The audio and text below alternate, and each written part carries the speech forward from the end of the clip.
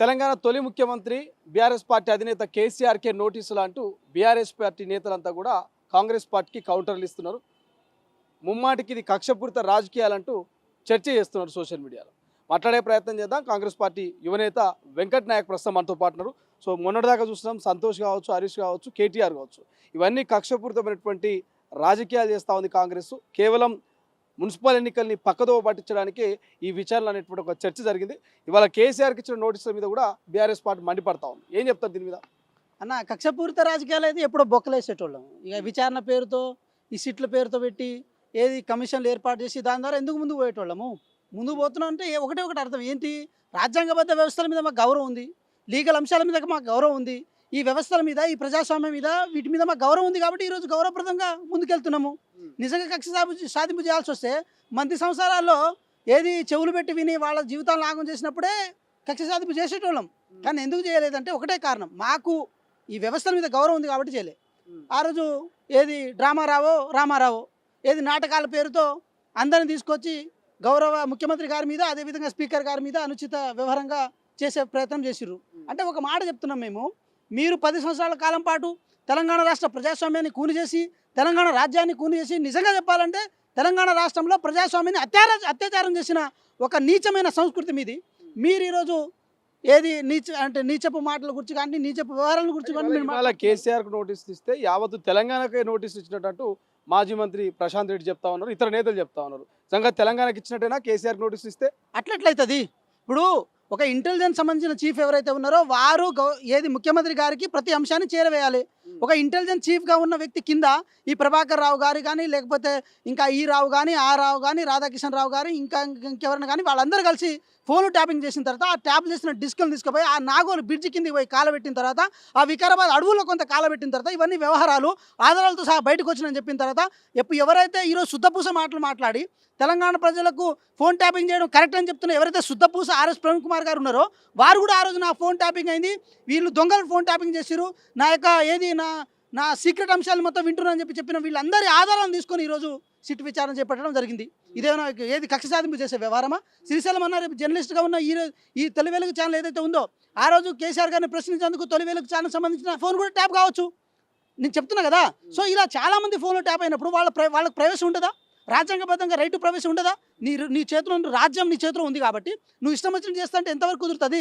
ఏది cinema field నుంచి మొదలు పెడితే వ్యాపారస్తుల వరకు ప్రతి ఒక్కళ్ళ జీవితాలను సెటిల్మెంట్ చేసి ఈరోజు ఏది పార్టీ ఫండ్ల పేరుతో వాళ్ళ దగ్గర ముందే ఇన్ఫర్మేషన్ తీసుకొని వాళ్ళని బెదిరించి పార్టీ ఫండ్ తీసుకున్నావు నువ్వు.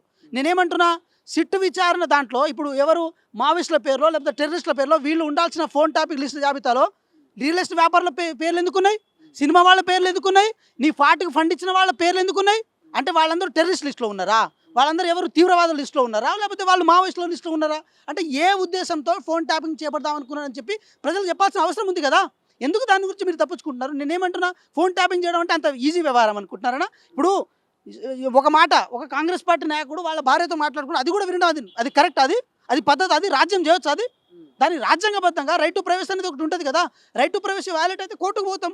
కోర్టు పోయినప్పుడు కోర్టు ఏం చేస్తుంది? పోలీస్ డైరెక్షన్లో భాగంగా సిట్టు విచారణ చేపడుతుంది. అదే విచారణ చేపడుతున్నాము. మీరు నిజంగా తప్పు చేయలేదు, మీరు నిజంగా శుద్ధ పూసులు, మీరు నిజంగా మంచోళ్ళు అయితే అక్కడ పోయి నిరూపించుకోండి. సాక్షులుగా పిలిచి విచారిస్తూ దోషులుగా ప్రచారం చేస్తారు అనేది బీఆర్ఎస్ నేతల మాట. మీరు సాక్షులుగా పిలుస్తున్నారా, వాళ్ళని దోషులుగా ప్రచారం చేస్తారా? కాంగ్రెస్ అంటే సాక్షులుగా వచ్చే సన్నాసులుగా మంది మార్బలం ఎందుకన్నా? ఇంతమంది మంది మార్బలం ఎందుకు? ఒక పోలీస్ స్టేషన్ దగ్గర సిట్ విచారణ చేపడితే వందలకు వంద కార్యకర్తల రూపంలో వాళ్ళకి ఏదో గొప్ప పని చేసినట్టు, దేశం కోసం ఏదో త్యాగం చేసినట్టు, ఎక్కడ వాళ్ళ ప్రాణాలు పోగొట్టుకున్నట్టు ఇంతమందిని తీసుకురావాల్సిన అవసరం ఏముంది? ఏది రోడ్ల ముందు అడ్డం పడాల్సిన అవసరం ఏముంది? ఇట్లా చేయాల్సిన అవసరం ఏముంది? మరి మీరు నిజంగా గొప్పవాళ్ళు కదా. సాక్షిగా పిలిచి మిమ్మల్ని దోషులుగా తీర్చాలనుకుంటుంటే మాత్రం ఆ వ్యవహారం ఎప్పుడో జరిగేది. ఇప్పుడే 2 సంవత్సరాల కాల పరిమితిలో మాకు వ్యవస్థల మీద నమ్మకం ఉంది కాబట్టి ఈరోజు పోలీస్ వ్యవస్థ ద్వారా ముందుకెళ్తున్నాము. గౌరవ ముఖ్యమంత్రి గారి దగ్గర హోంశాఖ ఉన్నప్పుడు కూడా ఏ రోజు మిమ్మల్ని ఇబ్బంది పెట్టలే. నేను ఇంకో మాట కూడా చెప్తున్నా, మేము తప్పు చేసే వాళ్ళం కనుక అయి ఉంటే మాత్రం ఈరోజు కవిత గారు ప్రతి విషయంలో మీకు ఎందుకు చెప్తున్నారు? సంతోష్ రావు గారి గురించి ఎందుకు చెప్తున్నారు? హరీష్ రావు గారి గురించి ఎందుకు చెప్తున్నారు? ప్రతి విషయంలో మీరు వెనక నుంచి ప్రతి దోబుచ్చులాడి దొంగచాటుగా చాలా వ్యవహారాలు చేశారని చెప్పి వారే చెప్పుకుంటూ వస్తున్నారు కదా. ఒక ఆడబిడ్డకి సమాధానం చెప్పే దమ్ము లేదు మీకు, ఒక ఆడబిడ్డకి సమాధానం చెప్పే ధైర్యం లేదు మీకు. మీరు మా గురించి మాట్లాడతారు, మీరు కాంగ్రెస్ పార్టీ గురించి మాట్లాడతారు.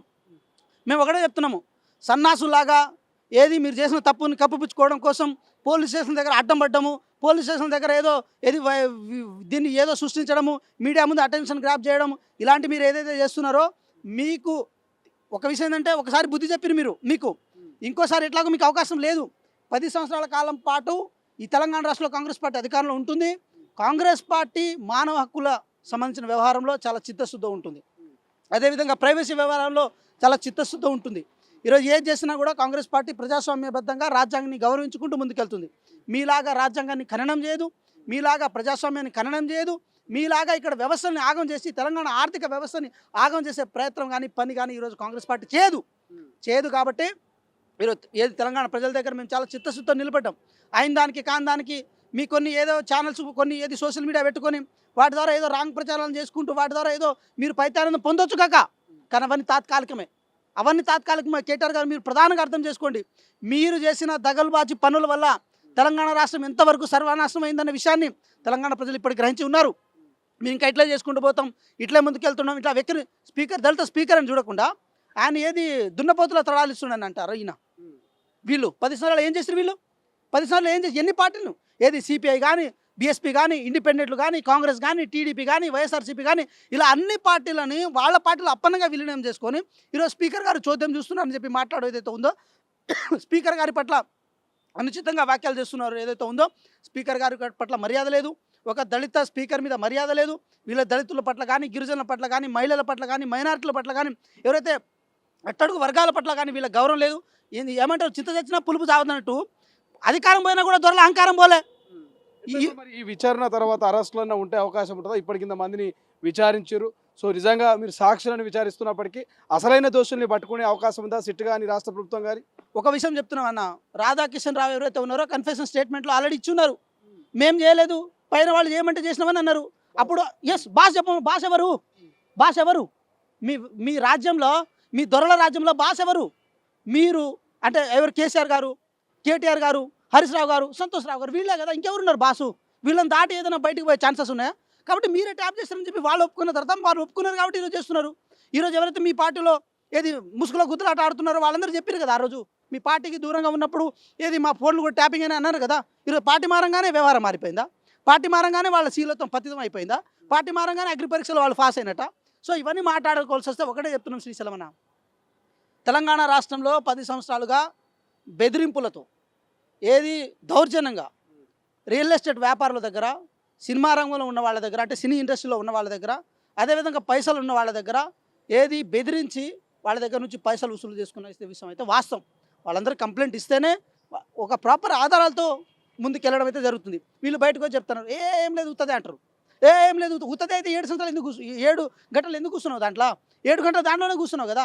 అంటే ఈ వెక్కిరింపు ధోరణి కానీ ఇంకా ఇలాంటి ధోరణి కాదు, ఈ తెలంగాణ సమాజానికి ఏది స్వీకరించే ధోరణి కాదు ఇది. తెలంగాణ సమాజము ఏది ఆహ్వానించే ధోరణి కాదు ఇది. తెలంగాణ సమాజానికి వెక్కిరింపు ధోరణి అన్నా లేకపోతే వెటకారంగా మాట్లాడమన్నా తెలంగాణ సమాజానికి ఇష్టం ఉండదు. నీకు ధైర్యం ఉంటే, నీకు దమ్ముంటే, నేను అక్కడొక్కడ ఫోన్ ట్యాపింగ్ చేసినాను అన్నారు కదా, ఎవరు చేసినా చెప్పు, నువ్వు దమ్ముంటే, నీకు ధైర్యం ఉంటే చెప్పు. నీకు లేదు కదా దమ్ము, ఏదో బయటకు వచ్చి నీకు రాజకీయం చేయడం తప్ప నువ్వు ఏం చేయగలుగుతావు? అయిపోయింది, ఇక మీ కాలం అయిపోయింది, మీ టర్మ్ అయిపోయింది. మేము ఒకటే చెప్తున్నాము, ఈరోజు మీ నాశనాన్ని కాంగ్రెస్ పార్టీ చేయాల్సిన అవసరం లేదు, ఏది ప్రజలు చేయాల్సిన అవసరం లేదు.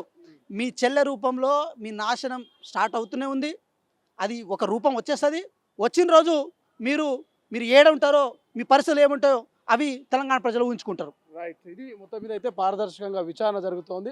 సో ఎవరైతే సాక్షులు ఉన్నారో, ఎవరైతే బాధింపబడ్డారో వాళ్ళు ఇచ్చినటువంటి కంప్లైంట్ల మీదనే ఈ యొక్క విచారణ జరుగుతూ ఉంది. కాబట్టి సో ఎవరు ఈ బాస్, గతంలో అధికారులు చెప్పినటువంటి బాస్ అని చెప్తా ఉన్నారు, మరి బాస్ ఎవరు? ఆ బాసు ఖచ్చితంగా జైలుకు పోవాల్సిందే, ఖచ్చితంగా చట్టం తన పని తాను చేసుకుపోతుంది అనుకుంటే కోణంలో కాంగ్రెస్ పార్టీ నేత వెంకట్ నాయక్ చెప్తున్నటువంటి పరిస్థితి. చూద్దాం కేసీఆర్ విచారణ ఎట్లా జరుగుతుంది, విచారణకు హాజరవుతాడా లేదా, హాజరవుతే అడిగిన ప్రశ్నలకు సమాధానం చెప్తారా లేదా, మరి రాష్ట్ర వ్యాప్తంగా బీఆర్ఎస్ కేసీఆర్ విచారణకు సంబంధించి ఎటువంటి చర్చ చేయబోతుంది అనేది. కెమెరా పర్సన్ అజయ్తో శ్రీశైలం, తొలి వెలుగు, గాంధీ భవన్, హైదరాబాద్. అసలైన తొలి వెలుగు. ఫాలో వాట్సాప్ @తొలి వెలుగు official.